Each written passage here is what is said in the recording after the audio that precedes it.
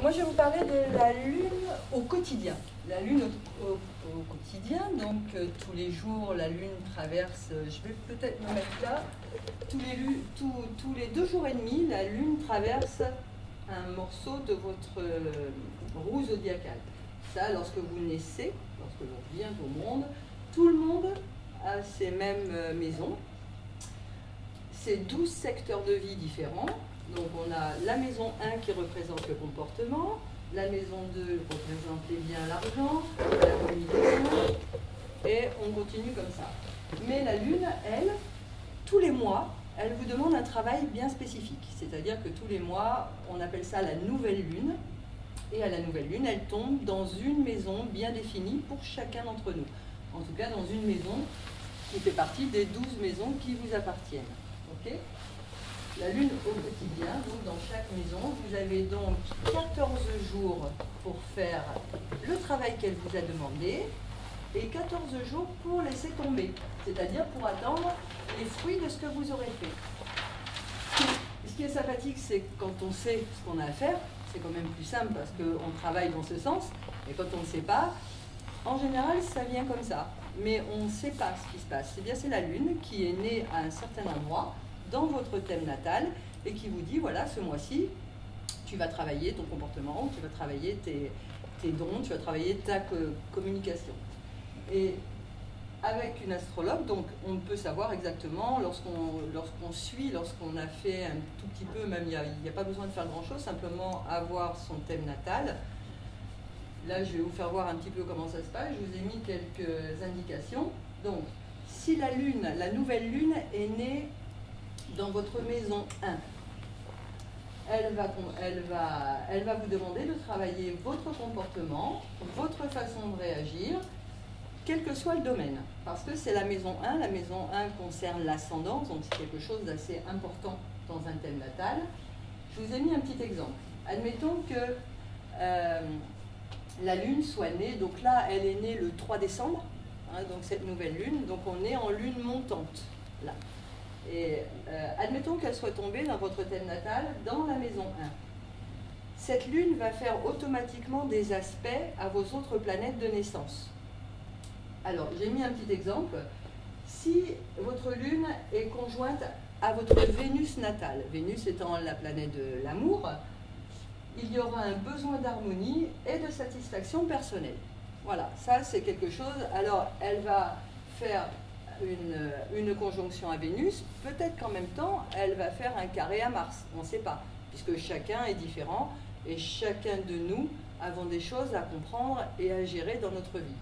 Donc dans cette maison 1, ce sera votre comportement qu'il faudra travailler pendant 14 jours. Une fois que la pleine lune est faite, c'est-à-dire 14 jours plus tard, on ne travaille plus sur son comportement et on laisse voir si on a bien bossé. Il n'y aura pas de souci, on aura de bons retours. Par contre, si on n'a pas fait le travail que la Lune demandait, il risque d'y avoir des petites anicroches, mais rien de grave, c'est quand même la Lune. Ça va, la Lune, on parlait d'émotionnel, la Lune c'est typiquement l'émotionnel. C'est votre façon de ressentir les choses. La Lune, elle fait des grandes choses, hein, c'est elle qui fait les marées quand même. Donc c'est quand même très très important. La Lune, chaque mois, elle vous demande quelque chose de bien spécifique. Si votre Lune, donc, si cette nouvelle Lune tombe dans la maison 2, elle influera sur votre comportement, mais par rapport à l'argent. Parce que la maison 2, dans un thème natal et pour tout le monde, concernera l'argent, les biens, ça concernera les dons également. L'argent, les biens, les dons, la façon dont vous faites la gestion de votre vie. Donc voilà, donc elle influera sur votre comportement par rapport à l'argent, vos acquis en général. Un exemple, si cette lune fait un aspect de trigone, c'est un bel aspect, l'aspect de trigone, à votre Mercure qui est l'intellect, eh bien elle favorise les contacts intellectuels et relationnels. C'est vrai que pendant ces 14 jours, même si vous ne le savez pas, elle vous mettra en relation avec des gens où vous trouverez quelque chose à dire ou un intérêt en commun, quelque chose. En tout cas, elle vous fera rencontrer des gens qui seront susceptible de vous intéresser. Parce que sans savoir, en fait, cette nouvelle lune sera née dans votre maison 2. C'est comme ça que ça se passe.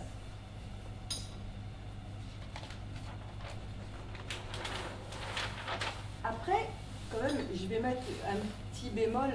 Cette nouvelle lune, admettons qu'elle soit née dans votre maison 1. Elle va y rester 2 jours et demi. Mais la lune va faire le tour. Tous les 2 jours et demi, elle va changer de maison. Même si au départ, lorsque cette nouvelle lune est née, même si au départ elle tombe dans votre maison 1, 2 jours et demi plus tard, elle sera dans votre maison 2, mais avec beaucoup moins d'intensité. C'est-à-dire que vous continuerez à travailler sur votre comportement parce qu'elle est née en maison 1, mais ensuite elle va quand même faire des aspects différents de votre planète, de vos planètes en natal. C'est compliqué à comprendre ça. Si votre nouvelle lune tombe dans votre maison 3, elle concernera la communication avec l'entourage, le besoin de bouger. Vous pouvez ressentir à ce moment-là un profond besoin de faire un petit voyage ou d'aller voir vos frères et sœurs si vous en avez, vos cousins, vos proches en tout cas. Elle concernera vraiment tout ce qui est communication, uniquement la communication.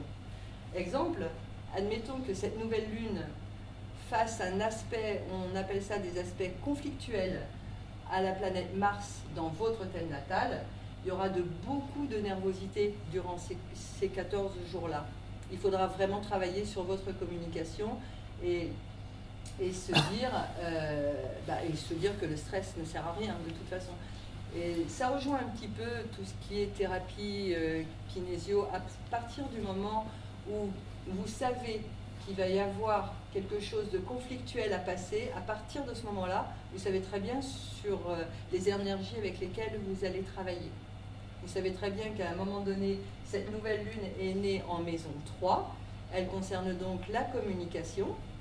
Si elle fait au départ un carré à Mars, cette communication sera de toute façon mal gérée, sauf si vous le savez. Si vous le savez, effectivement, la gestion de la communication va être complètement amoindrie. Je veux dire, si vous savez que vous avez un état conflictuel, forcément vous allez prendre du recul et forcément vous allez la gérer mieux que ça. D'accord? Donc ce sera beaucoup de nervosité, le stress et effectivement des maux de tête. D'accord? Au niveau des maisons, est-ce que ça va ou est-ce que pour vous c'est assez compréhensif que chacun de nous possède un thème natal, que lorsque vous naissez, vos planètes sont différenciées sont éparpillées dans chacune des maisons et que ces maisons font que vous êtes cette personne-là, avec des aspects différents. Si par exemple vous avez un soleil en maison 1, vous serez quelqu'un de radieux, forcément, mais ça c'est tout au long de votre vie.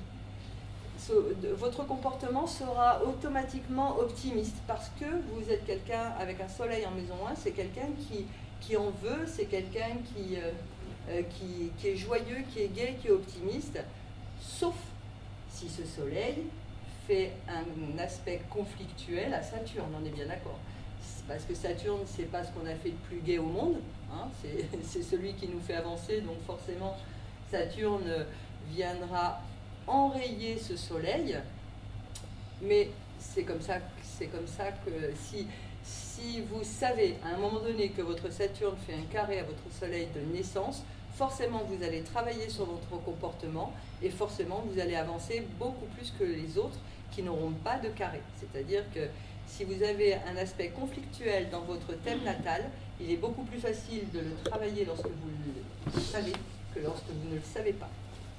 D'accord? Donc si la lune tombe dans votre maison 4, elle touchera surtout le plan familial et le logement.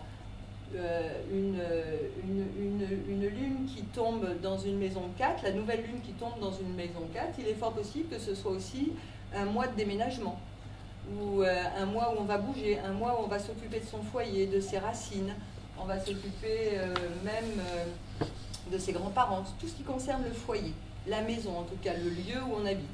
Même ça peut concerner la ville où on habite et même le pays où on habite. La maison 4, c'est vraiment très très large. Donc j'ai mis un petit exemple, si elle fait un aspect joyeux à Jupiter, qui Jupiter effectivement est une planète de joie et d'expansion, eh bien pendant ce mois, il y aura beaucoup d'optimisme, beaucoup d'enthousiasme, on se sent bien chez soi, et donc ce sera le moment d'inviter, ce sera le moment de faire des festivités dans votre maison, parce que vous y trouverez vraiment votre reste là-dedans.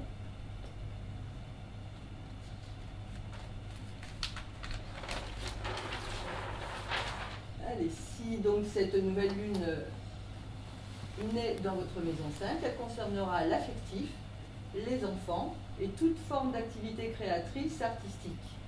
Parce que la maison 5 concerne toutes ces choses, donc les enfants, la création, le théâtre, ça peut être l'amour, puisque la maison 5 concerne l'amour. Par exemple, si vous cherchez un petit ami ou une petite amie, eh bien, si votre nouvelle lune naît en maison 5, il y a quand même de la probabilité pour qu'une rencontre se fasse. Parce qu'elle tombe dans cette maison, et elle ne tombe pas tous les mois dans les mêmes maisons, bien sûr, hein, parce que tous les mois, on a des choses à régler et des choses à faire. En tout cas, dans le monde dans lequel on vit. Ça, c'est sûr. Admettons que cette nouvelle lune, elle fasse un aspect à Saturne, un aspect d'opposition qui est un aspect conflictuel.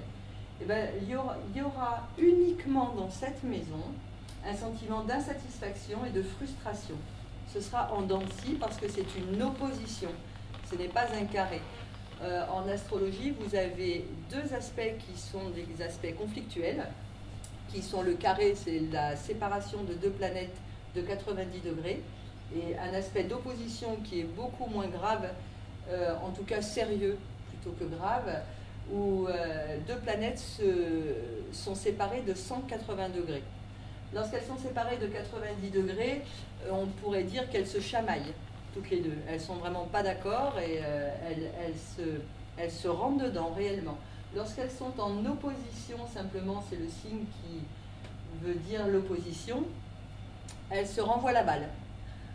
Un coup ce sera bien, un coup ce sera pas bien, un coup ce sera bien. À vous de faire le choix et à vous de travailler vos choix. En carré, c'est plus compliqué.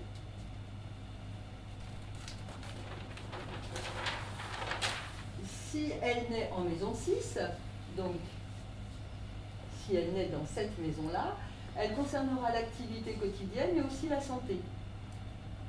L'activité quotidienne, ça veut dire aussi les vicissitudes de la vie, ça veut dire tout ce que vous vivez dans le quotidien sera très important pendant ce mois-ci-là. Donc si cette nouvelle lune fait un aspect de conjonction à Uranus, tout ça ce sont vraiment que des exemples parce qu'on a quand même 12 planètes et que ces planètes, elles vont automatiquement faire des aspects à un moment donné à la lune, de toute façon durant le mois.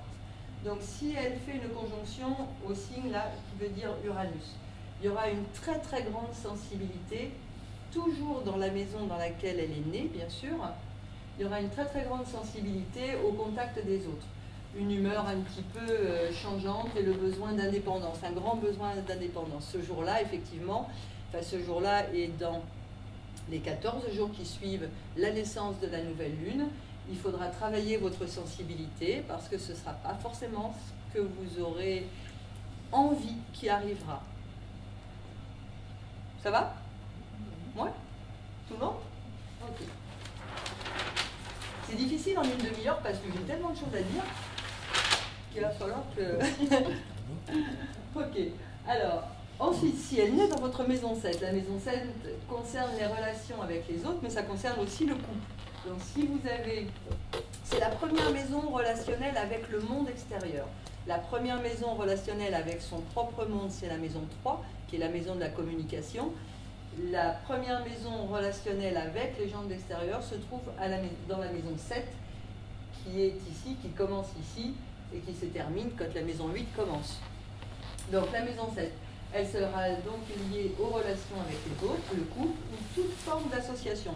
Quand je parle de couple, ça peut être aussi, on a envie de s'associer avec quelqu'un pour faire tiens, pourquoi pas, comme aujourd'hui, faire une conférence. C'est vrai que si cette lune naît dans la maison 7, c'est quelque chose qui est de bon augure. C'est bien. C'est aussi si elle naît dans la maison 11, mais on ne va pas aller trop vite. Si cette nouvelle lune fait un trigone, c'est le signe qui veut dire trigone, à Neptune, Neptune c'est la planète de l'idéal, c'est la planète de ce qu'on souhaite, mais vraiment au plus haut point. Eh bien, elle favorise l'imagination, le rêve, et elle va pousser à beaucoup de générosité. Donc dans cette maison-là, dans cette maison 7, le couple, l'association, la relation avec l'autre sera vraiment mise en valeur. Et c'est cette maison qu'il faudra travailler le plus possible. Et il y a 12 mois, 12 maisons. Forcément, il y a quelque chose à faire tous les mois. Et quand on le sait, c'est génial. La maison 8, qui se trouve donc juste ici, elle sera vécue intérieurement. Cette maison 8, c'est la maison de la transformation. Cette maison 8, elle est en général, les astrologues, la maison 4, la maison 8 et la maison 12, ce sont 3 maisons qui sont les plus compliquées à expliquer, parce que ce sont des maisons intérieures. C'est vraiment tout ce qui est ressenti. Donc elle sera vécue d'une façon intérieure et en relation avec les crises et les transformations. Effectivement, si cette nouvelle lune est née dans cette maison-là, vous aurez à transformer quelque chose, à mettre en lumière quelque chose qui est dans l'inconscient. À vous de chercher, de savoir pourquoi et de savoir surtout ce que c'est. Après, avec le thème de naissance, il est simple de savoir ce que c'est. Lorsqu'on étudie un thème natal, il y a plein de choses, on voit les chemins parentaux qu'il y a eu, les schémas parentaux qu'il y a eu, et pour ceux qui croient à la vie après la vie, il y a même beaucoup d'informations sur la vie après la vie, surtout ce qui s'est passé avant. Donc, cette maison 8, elle appartient au signe du Scorpion, et le Scorpion, c'est quand même des gens qui font beaucoup de recherches dans ce sens. En tout cas, c'est une maison ésotérique. Donc elle sera vécue intérieurement et elle est en relation avec les crises et les transformations. Admettons qu'en plus, parce que là j'ai noirci le tableau jusqu'au bout, admettons qu'en plus elle fasse un carré, donc elle soit à 90 degrés de séparation avec Pluton, eh bien il y aura un fort sentiment d'insécurité. Ces 14 jours-là seront vécus pour travailler cette insécurité qui est en vous. Donc il faudra faire sortir ces émotions qui sont à l'intérieur, enfouies en tout cas, et travailler votre insécurité et une tendance à tout remettre en cause. C'est-à-dire qu'on va venir vous parler et vous allez automatiquement remettre en cause ce que la personne vous dit. C'est assez difficile à travailler. La maison 8 est une maison très difficile à travailler. Il faut savoir que le signe du Scorpion qui appartient à la maison 8, c'est le signe le plus fort du zodiaque. On n'a pas fait plus fort. En tout cas, ce sont des gens qui sont capables de tomber et de se relever aussi vite qu'ils sont tombés. C'est absolument fantastique. Voilà. La maison 9, elle sera en rapport avec le mental supérieur, dans les domaines de la philosophie, de l'ésotérique également, mais aussi des voyages à l'étranger. En fait, la maison 9, elle vous parle d'étrangers, elle vous parle de grands voyages, mais ça peut être physiquement comme psychiquement. C'est-à-dire que vous n'avez pas besoin de partir en voyage, et ça appartient au signe du Sagittaire. Le Sagittaire, il n'a pas besoin de partir en voyage. Bien que ce soit un grand voyageur, en général, en tout cas, il aime, normalement, il aime. Et si en plus il est né avec un soleil en maison 9, c'est encore décuplé. Donc elle sera vraiment vécue sur le domaine du mental supérieur. Je vais réfléchir à beaucoup plus loin que quiconque, en tout cas. Donc l'étranger, les voyages, pourquoi pas lorsqu'il y a une nouvelle lune qui naît en maison 9, vous aurez peut-être à ce moment-là l'idée de partir en voyage. Pas ce mois-ci, mais l'impulsion de l'idée de vouloir partir sera faite, en tout cas. Et donc partir à l'étranger ou rencontrer l'étranger, rencontrer d'autres horizons, des horizons un tout petit peu plus subtils en tout cas.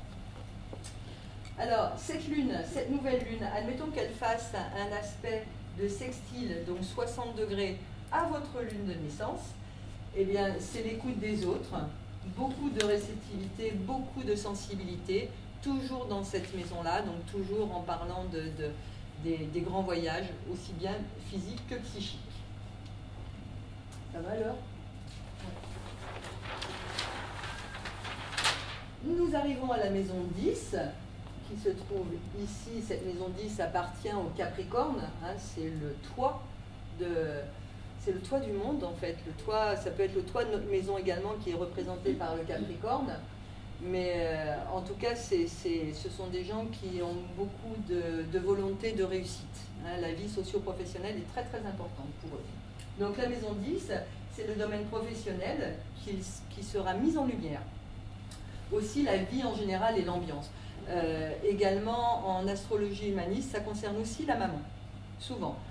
Donc c'est le domaine professionnel. Si votre nouvelle lune tombe dans votre maison 10, il faudra vraiment travailler sur votre vie socio-professionnelle. C'est le moment de mettre des choses en place. C'est le moment, surtout si elle fait de bons aspects à Mars, et si elle fait de bons aspects à Jupiter ou à Saturne, peu importe, il faudra vraiment tout mettre en œuvre pour faire cet avancement qui sera le vôtre. Alors, exemple, cette nouvelle lune fait un aspect très agréable à Uranus. Eh bien, elle donnera l'envie de créer des idées originales, beaucoup de dynamisme et même bien souvent des événements complètement imprévus qui vont vous arriver. Alors, c'est vrai que si vous le savez, c'est plus de l'imprévu, mais quelque part, même en astrologie, c'est pas de la voyance. Je préfère mettre un bémol là-dessus. Ne pensez pas qu'un astrologue soit un voyant ou une voyante, ça n'a rien à voir. Ce sont des portes qui s'ouvrent et des portes qui se ferment. Mais en tout état de cause, sur l'événementiel, il y a quand même toujours 50% de l'événementiel qui n'arrive pas parce que les gens restent sur place. Ils ne veulent pas aller vers leur avenir. Donc si on dit à quelqu'un, votre nouvelle lune va tomber en maison 10, il y a Uranus avec un événement qui va se produire, qui est quand même un fort événement, si vous restez chez vous, enfermés, vous ne cherchez pas de travail, il n'y aura rien. Il ne faut pas penser qu'il y a des miracles comme ça n'existe pas. Ou alors ça existe, mais peut-être du côté de Lourdes, je ne sais pas. En tout cas, en astrologie, non, ça n'existe pas. Par contre, vous donnez l'impulsion d'aller chercher ce que vous devez trouver, vous serez grandement aidé. Et vous avez pratiquement, si vous cherchez 100% des chances pour que ça se passe. Donc, elle donnera l'envie de créer. Alors, créons, hein. Allez-y, créons. Allons-y, créons notre vie. La maison 11 maintenant, l'avant-dernière, la maison 11, elle est liée, donc elle est là, elle est liée aux amis et aux projets. Si cette nouvelle lune naît dans votre maison 11, eh bien elle sera liée aux projets, à la vie amicale, aux activités collectives. C'est aussi le moyen de faire partie d'une grande association. C'est de rencontrer aussi d'autres amis, des rencontres comme ça, des gens qui se disent tiens, voilà, je n'ai pas revu cette personne depuis longtemps et d'un seul coup, elle ou il ressurgit dans votre vie. Et c'est vrai que si cette lune est née dans votre maison 11, il y a de grandes chances pour qu'il y ait quelque chose qui naisse, en tout cas en ce sens, ou d'avoir un grand projet en tout cas. Un exemple encore, si cette nouvelle lune fait un aspect agréable à Mars, eh elle sera positive pour agir, prendre des initiatives, l'action et les idées seront bien liées. C'est-à-dire que vous aurez cette impulsion de vie qui vous amènera à penser que vous seul êtes maître de votre vie. C'est vrai, vous êtes le seul maître de votre vie, mais ça n'empêche que quand les planètes vous aident, c'est quand même vraiment sympa.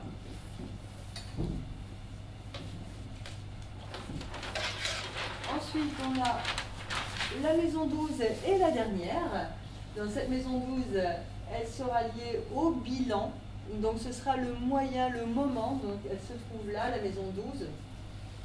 Inutile de vous dire que quand Saturne se trouve en maison 12, c'est-à-dire les ascendants scorpions aujourd'hui, par exemple, et déjà depuis une bonne année, eh bien si Saturne se trouve dans cette maison-là, c'est le moment de faire des bilans et c'est pas toujours facile. Parce que c'est une maison de crise et si vous avez bien compris certaines choses, Saturne passera comme ça dans votre maison 12 et vous vous en apercevrez jamais. Par contre, lorsque vous n'avez pas compris peut-être ce que les planètes ont voulu vous montrer, effectivement, c'est une maison de bilan assez compliquée. Donc elle sera liée au bilan et vécue de façon intériorisée complètement. Les gens peuvent ne pas voir ce qui vous arrive, puisque c'est complètement intériorisé, comme la maison 8 et la maison 4. Et ce sera plus axé sur nos propres problèmes. Donc c'est vraiment un bilan qu'on se fait de nous-mêmes et de notre vie. Il faut savoir que, par exemple, je parlais de Saturne tout à l'heure. Saturne met 29 ans à faire le tour. Donc il vous donne largement, à chaque maison qu'il passe, il y passe 2 ans et demi. Et à chaque fois qu'il entame une maison, il ne vous laisse pas. Il ira jusqu'au bout. Tant que vous n'aurez pas compris, il ira jusqu'au bout. Il vous posera des problèmes et vous serez obligé de les résoudre. Et bien si cette nouvelle lune, elle naît en maison 12, heureusement, elle y naîtra qu'une fois dans l'année, bien sûr, eh bien, vous serez vraiment axé sur vos propres problèmes durant ces 14 premiers jours. Exemple, parce que c'est bien aussi, si elle fait un très bel aspect à Saturne, ben, il y aura un contrôle de sa sensibilité, recherche de calme et de tranquillité. Donc elle n'est pas forcément mauvaise, hein, parce que lorsqu'on fait un bilan de sa vie, on peut aussi le faire intérieurement, on peut aussi se dire, est-ce que j'ai réussi tout, est-ce que je suis bien dans mon... Est-ce que je suis bien dans ma vie, est-ce que réellement je voulais ça? Donc c'est le moment de faire le bilan, tout simplement. La maison 12, c'est fini, il n'y a pas de maison 13. Est-ce que j'ai... C'est bon, je suis... Est-ce que vous avez juste quelques questions en attendant que je laisse la parole à mon amie Agnès sur ces nouvelles lunes? Donc, à chaque mois, la nouvelle lune tombe dans une maison différente. Ce n'est pas forcément... Elles ne se suivent pas forcément. En ce qui me concerne, par exemple, ce mois-ci, elle est née dans ma maison 2. Donc, il fallait que mon travail, c'était surtout mes acquis, ce que j'avais acquis au niveau de mes connaissances, que j'avais acquis au niveau de mon travail. C'était de travailler sur une façon de faire prospérer ma société. Voilà, c'est ça, c'est tout à fait normal. Et ça se passe tous les mois. Vous avez d'autres différents projets à mettre en route, toujours dans votre vie perso, puisque bon, moi c'est dans l'astrologie, vous ça peut être dans votre travail, si vous gardez des enfants, si vous êtes dans la coiffure, si vous êtes dans les ongles, peu importe. En tout état de cause, il y aura toujours un travail à faire, mais toujours dans votre vie personnelle. Un thème natal est vraiment personnel. Il n'appartient à personne d'autre.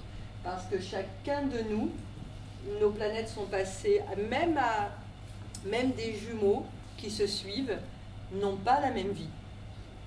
Ils n'ont pas la même vie parce qu'ils naissent à un moment différent. Ils naissent pas les deux ensemble. Il y a forcément quelque chose qui va les différencier. Excusez-moi, quand vous faites un thème natal, ça veut dire qu'en fait, pendant plusieurs années, en fait, ça va nous donner comme un chemin de vie, en fait? Ah, complètement. Votre thème natal, vous naissez, vous mourrez avec. Il vous suit toute votre vie. Ce qui va changer dans votre thème, c'est votre niveau de conscience. Donc, tout ce qui va vous arriver, le bien, le moins bien, tout ce qui va vous arriver va être vécu de façon différente si votre niveau de conscience a évolué. Si vous avez évolué dans la spiritualité, par exemple, ce qui s'est passé il y a 10 ans ne va pas du tout être ressenti de la même façon. Vous allez le prendre différemment. Voilà. Et c'est vrai que lorsqu'on fait un thème natal, on vous décrit un petit peu la façon dont vous êtes né. Et après, ce qui peut aider, c'est surtout pour les enfants, sa façon de penser, sa façon d'aimer, sa façon d'agir, sa façon de ressentir. Ça peut aider les parents à connaître un petit peu plus tôt son enfant. Maintenant, lorsqu'on fait un thème natal et qu'on a 40 ans, on a forcément une évolution qui s'est faite. De 0 à 40, on ne stagne pas. Et en plus, on a eu des rendez-vous astrologiques qui vous ont fait avancer. Vous ne savez pas que c'est des rendez-vous astrologiques, mais une fois qu'on le sait, c'est bien. Après, on fait des transits ou des révolutions solaires. La révolution solaire, ça se fait à peu près 1 mois ou 1 mois et demi avant votre date d'anniversaire, ce qui vous donne les grandes lignes de votre année. Vraiment les grandes lignes de votre année. Et sur cette révolution solaire, on y met des transits. Et là, mois par mois, on peut savoir les événements, si vous allez avoir des difficultés ou des facilités. Voilà, ça c'est vraiment, ça s'appelle de l'événementiel. Et c'est vrai que je fais des ateliers, je vais mettre en route des ateliers, parce que c'est Mars qui donne le déclenchement de toute chose. Et si vous savez ce qui se passe, ce qui va se passer dans le mois qui suit, vous allez forcément le vivre mieux. C'est plus simple. Souvent, les gens qui viennent voir une astrologue viennent pour la révolution solaire et 6 mois après viennent pour savoir ce qui s'est passé par rapport aux 6 premiers mois et terminer les 6 mois d'après. Voilà, c'est comme ça que ça se passe. C'est une continuité. J'ai répondu à ta question? Ça va? Ok. Est-ce qu'il y a une autre question? Quelque chose qui, avant de laisser la place à mon ami? C'était clair? Oui. D'après ce que tu as dit, chaque maison correspond à un signe zodiacal alors? Ah oui. À peu près. La première maison concerne le bélier. Oui. Il n'est pas dit qu'un bélier soit forcément de la première maison. On est bien d'accord. C'est les énergies du bélier, d'accord? Donc, effectivement, si tu as un soleil, si tu as un soleil, je dirais, allez, je vais dire taureau, et que le taureau commence là, puisque c'est l'heure de naissance qui détermine, en fait, si tu es ascendant taureau, scorpion, bélier, peu importe, mais ta première maison, elle, c'est vrai que tu seras peut-être taureau avec un soleil en taureau, mais il y aura dessous les énergies du bélier quand même. Ce taureau, il sera poussé quand même par l'énergie de la première maison. La première maison, c'est le bélier, deuxième, le taureau, troisième, le gémeaux, quatrième, le cancer, cinquième, le lion, sixième, la vierge, septième, la balance, huitième, le scorpion, neuvième, le sagittaire, dixième, le capricorne, onzième, le verseau et douzième, le poisson. Ce qui signifie que les gens, par exemple, qui sont poissons, ce sont des gens qui ressentent beaucoup les choses. Parce que c'est une maison, d'abord c'est une maison d'eau. Ceux qui sont de la maison 8 du scorpion, c'est une maison d'eau aussi. C'est les maisons d'eau qui ressentent les choses. Le cancer également a beaucoup de facilité en ce sens. On a chacun nos propres... en plus, on a chacun nos propres visions de la vie. On a tous raison dans ce qu'on pense. On a tous nos propres lunettes. Ça, c'est très clair. On a tous raison. Il n'y a personne ici qui a tort sur ce qu'il pense, puisqu'il vit des émotions complètement différentes. Merci de m'avoir écouté. Si vous avez d'autres questions, donc après Agnès, on pourra se voir.